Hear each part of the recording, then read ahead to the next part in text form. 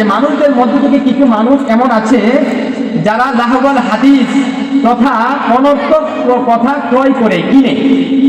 কেন কিনে? আল্লাহ তাআলা বলতেছেন লিউদিল্লা আন সাবিলিল্লাহি বিগাইরি ইলম, না জেনে মূর্খতার কারণে মানুষদেরকে দিন থেকে, ইসলাম থেকে, সঠিক ধর্ম থেকে গুমরাহ করার জন্য, পথভ্রষ্ট করার জন্য তারা এই অনর্থক কথাগুলো ক্রয় করে কিনে। ওয়ায়াত্তাখিদাহা হুজুয়া, এবং এই কথাগুলোকে ঠাট্টা হিসাবে গ্রহণ করে, ঠাট্টার একটা বস্তু, অনর্থক একটা বস্তু, খেল তামাশার একটা বস্তু হিসাবে গ্রহণ করে। আল্লাহ তাআলা বলতেছেন উলাইকা লাহুম আযাবুম মুহিন, এই যে যারা অনর্থক কথা ক্রয় করে মানুষদেরকে গুমরাহ করার জন্য, আল্লাহ তাআলা বলতেছেন উলাইকা লাহুম আযাবুম মুহিন, এই সমস্ত লোকদের জন্য আল্লাহ তাআলা লাঞ্ছনাকর শাস্তির ব্যবস্থা করে রেখেছেন। বলি নাউযুবিল্লাহ। সম্মানিত হাজিরিন, মূল বিষয়ে চলে আসি। এই আয়াতের মধ্যে আল্লাহ তাআলা যে বিষয়টার পয়গাম দিচ্ছেন মানব জাতিকে, যে মানুষদের মধ্যে থেকে কিছু মানুষ আছে যারা লাহওয়াল হাদিস, অনর্থক কথা ক্রয় করে। এখন আমার আপনাদের জানার বিষয় হলো লাহওয়াল হাদিস, অনর্থক কথা কি? এটা তো আমরা বুঝতেছি না, অনর্থক কথা কি? রাসূল করিম সাল্লাল্লাহু আলাইহি ওয়াসাল্লামের প্রসিদ্ধ সাহাবী হযরত আব্দুল্লাহ ইবনে মাসউদ রাদিয়াল্লাহু তাআলা আনহু, ওনাকে জিজ্ঞাসা করা হলো, আল্লাহ তাআলা সূরা লুকমানের মধ্যে লাহওয়াল হাদিস যে কথাটা বলেছেন, অনর্থক কথা যারা ক্রয় করে এদের জন্য মারাত্মক শাস্তির ব্যবস্থা করে রেখেছেন, এই অনর্থক কথা দ্বারা কি উদ্দেশ্য? নবীর সাহাবী হযরত আব্দুল্লাহ ইবনে মাসউদ রাদিয়াল্লাহু তাআলা আনহু বলেন, এই আয়াতের মধ্যে লাহওয়াল হাদিস, অনর্থক কথা বলতে আল্লাহ তাআলা গান বাজনা বাদ্যযন্ত্রকে উদ্দেশ্য করেছেন। নাউযুবিল্লাহ। তাহলে এই আয়াতের মধ্যে থেকে স্পষ্ট হলো যারা অনর্থক কথা তথা গান বাদ্য যন্ত্র ইত্যাদি ক্রয় করে এদের জন্য উলাইকা লাহুম আযাবুম মুহিন, এদের জন্য লাঞ্ছনাকর শাস্তির ব্যবস্থা করে রেখেছেন কে? বলেন কোন? এটা তার উদ্দেশ্য হলো গান বাদ্য। বলেন উদ্দেশ্য কি? গান বাদ্য। এই আয়াত থেকে স্পষ্ট হলো যে গান বাদ্য যারা করবে, যারা শুনবে, যারা ব্যবস্থা করবে, যারা সহযোগিতা করবে, আল্লাহ তাআলার কোরআনের এই আয়াত সাক্ষী, উলাইকা লাহুম আযাবুম মুহিন, তাদের জন্য জাহান্নামে লাঞ্ছনাকর শাস্তির ব্যবস্থা করে রেখেছেন। করুন নাউযুবিল্লাহ। গান বাদ্য বলেন শোনা হালাল না হারাম? জোরে বলতে হবে হালাল না হারাম? হারাম। 1400 বছরে সকল ইমামদের, ফুকাহায়ে কেরাম সকলের, মুহাদ্দিসিনে কেরাম সকল উলামায়ে কেরামদের ঐক্যমত সিদ্ধান্ত, ইজমা হয়েছে, গান বাদ্য শোনা, ক্রয় করা, সহযোগিতা করা যেভাবে হোক এটা হারাম, হারাম, হারাম। এটা হারাম। গান বাদ্যটা শোনা হারাম, সহযোগিতা করা হারাম। এই সূরা লুকমান থেকে আমরা এটা শিখতে পারি। নবী করিম সাল্লাল্লাহু আলাইহি ওয়াসাল্লাম হাদিসে পাকের মধ্যে ইরশাদ করেছেন, ইন্নাল্লাহা তাআলা হারামাল খামরা ওয়াল মাইসিরা ওয়াল মাআজিব। আল্লাহ তাআলা হারাম করেছেন আল খামরা মদ, ওয়াল মাইসিরা জুয়া, ওয়াল কুবাতা বাদ্যযন্ত্র। বলেন কি হারাম করছেন?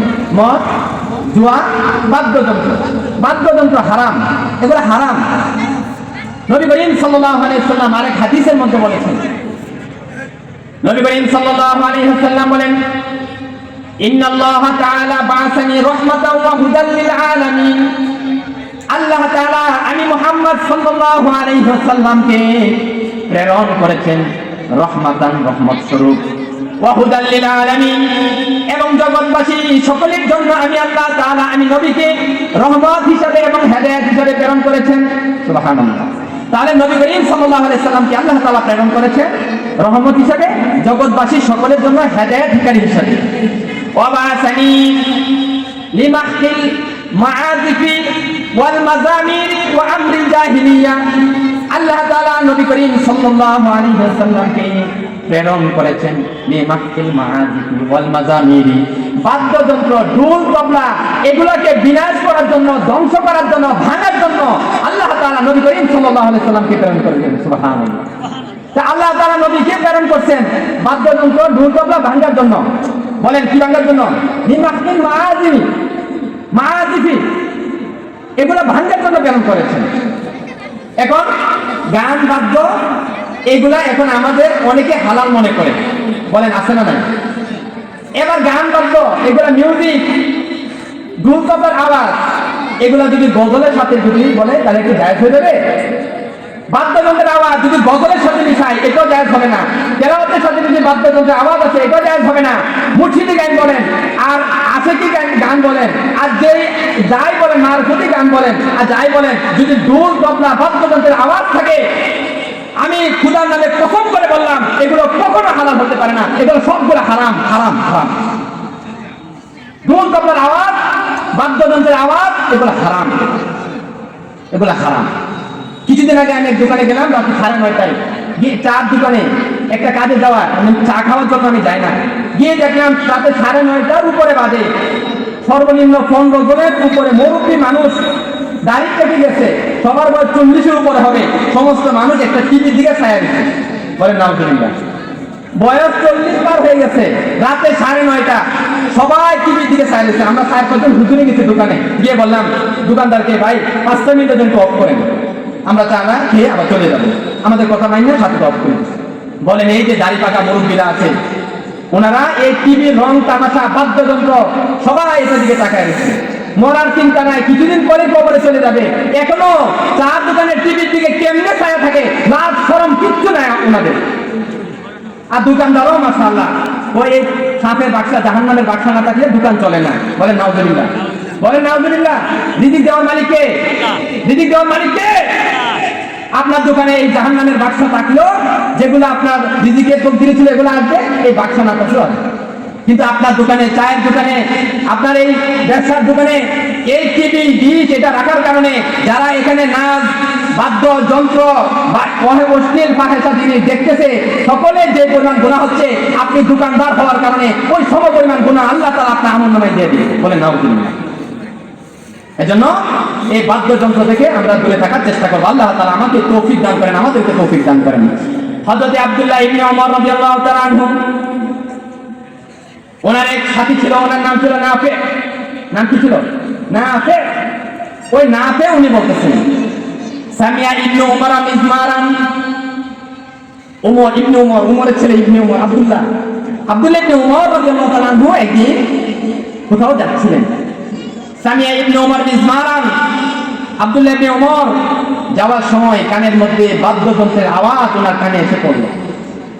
সাথে সাথে আব্দুল্লাহ ইবনে ওমর রাদিয়াল্লাহু তাআলা আনহু ফাওয়াদা ইসবাইহি আলা উযুনাইহি, আব্দুল্লাহ ইবনে ওমর ওনার 2 আঙ্গুল কানের মধ্যে ঢুকাইলেন। ওয়ানা আনি তরিক, রাস্তা থেকে অনেক দূরে সরে গেলেন। গানের আওয়াজ কানে পড়ার সাথে সাথে উনি ওনার আঙ্গুল দিয়ে কানের ভিতরে চেপে ধরলেন যাতে বাদ্যযন্ত্রের আওয়াজ যাতে কানের মধ্যে প্রবেশ না করতে পারে। রাস্তা থেকে অনেক দূরে সরে গেলেন। অনেক দূর যাওয়ার পরে সাথে যে ছিল নাফে, ওনাকে বললেন, ইয়া নাফে হাল তাসমাউ শাইআন, তুমি কি এখন কিছু শুনতে পাও? নাফে বলল, না, আমরা অনেক দূর পার হয়ে গেছি আর আওয়াজ আসতেছে না কানে। ফারাফা ইসবাইহি আন উযুনাইহি, আব্দুল্লাহ ইবনে ওমর এবার কান থেকে আঙ্গুল বের করলেন। এরপরে আব্দুল্লাহ ইবনে ওমর বলতেছে, কুনতু মা'আন নবী সাল্লাল্লাহু আলাইহি ওয়াসাল্লাম, আমি নবী করিম সাল্লাল্লাহু আলাইহি ওয়াসাল্লামের সাথে ছিলাম এক সময়, একটা দিন, কোন এক সময়। ফা সামিয়া মিসলা হাযা, নবীজি নিজেও এরকম বাদ্যযন্ত্রের আওয়াজ শুনছেন। ফা সানা মিসলা হাযা, আমি যেমনটা করছি নবীজি সাল্লাল্লাহু আলাইহি ওয়াসাল্লাম এমনটাই করেছেন। সুবহানাল্লাহ। তো দেখেন নবীজি বাদ্যযন্ত্রের আওয়াজ শোনার সাথে সাথে কানের মধ্যে আওয়াজ দিলেন, কানের মধ্যে কি আঙ্গুল দিলেন যাতে আওয়াজ কানের মধ্যে প্রবেশ না করে। আব্দুল্লাহ ইবনে ওমর রাদিয়াল্লাহু তাআলা উনিও কানের মধ্যে কি আঙ্গুল দিলেন যাতে বাদ্যযন্ত্রের আওয়াজ ওনার কানের মধ্যে প্রবেশ করতে না পারে। যদি এটা হালাল হইতো, বাদ্যযন্ত্র, ঢোল, তবলা হালাল যদি হইতো, নবীজি কানের মধ্যে আঙ্গুল কেন দিলেন? আব্দুল্লাহ ইবনে ওমর কানের মধ্যে আঙ্গুল কেন দিলেন? বোঝা গেল বাদ্যযন্ত্র, ঢোল, তবলা, হারমোনিয়াম এগুলো হালাল না হারাম? বলেন হালাল না হারাম? স্পষ্ট হারাম, স্পষ্ট হারাম। নবী করিম সাল্লাল্লাহু আলাইহি ওয়াসাল্লাম বলেন, লা তাবিউল কায়নাত ওয়া লা তাশতারুহুন্না ওয়ালা তুআল্লিমুহুন্না ওয়া সামানুহুন্না হারাম।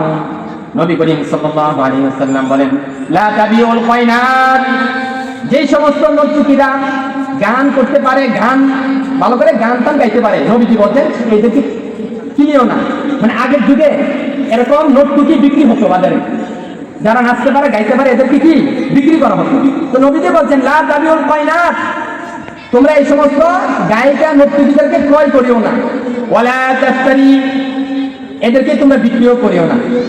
ওয়ালা তুআল্লিমুহুন্না, নবী করিম সাল্লাল্লাহু আলাইহি ওয়াসাল্লাম বলতেছেন, তোমরা তোমাদের সন্তানদেরকে এগুলো শিক্ষা দিও না, গান বাদ্য শিক্ষা দিও না। ওয়া সামানুহুন্না হারাম, তাদের উপার্জন সবগুলাই হলো হারাম। বলে নাও শুন।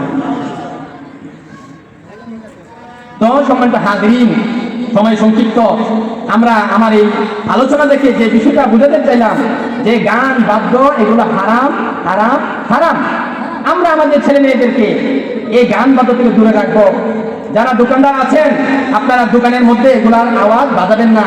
আল্লাহর উপরে তাওয়াক্কুল করেন, গুনাহ থেকে বেঁচে থাকার কারণে আল্লাহ তাআলা আপনার এই দোকানের মধ্যে বরকত দেবে।